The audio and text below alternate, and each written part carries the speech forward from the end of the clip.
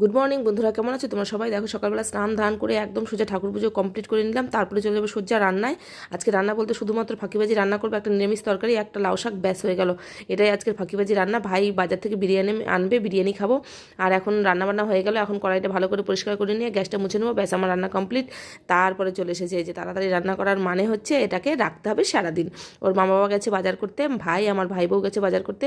এদিকে ময়দা ছেনে রেখে দিলাম, ওরা আসলে গরম গরম কড়াইশুটির কচুরি বানিয়ে দেবো। আর এই যে দেখো চুপচাপ শুয়ে আছে, যত সময় শুয়ে থাকে তত সময় কাজ করতে পারবো আমি তাড়াতাড়ি করে। আর এদিকে দেখো ওরা তত সময় শুয়ে থাকুক, আমি তত সময় কড়াইশুটিটা ভালো করে মিক্সিতে পেস্ট করে নিয়েছি। পেস্ট করে নিয়ে এখন কড়াইশুটির পুরটা বানাবো, তার জন্য কড়াইতে দিয়ে দিলাম জিরে, ভালো করে শুকনো খোলা জিরেটা ভেজে নেবো। তারপরে দিয়ে দিলাম তেল, এখন কড়াইশুটিটা দিয়ে দেবো আর জিরেগুলো দিয়ে কাঁচা লঙ্কা নুন হলুদ স্বাদ মতো দিয়ে পুরটা বানিয়ে রেডি করে রাখবো। ওরা যখন আসবে গরম গরম বানিয়ে দেবো। এদিকে জিরেটা ভেজে নিচ্ছি, আর ওদিকে ঝড় বৃষ্টি শুরু হয়ে গেছে ওই ঘরে। আর থাকবে না, মা থাকবে না, দেখো আমার দিকে তাকিয়ে রয়েছে।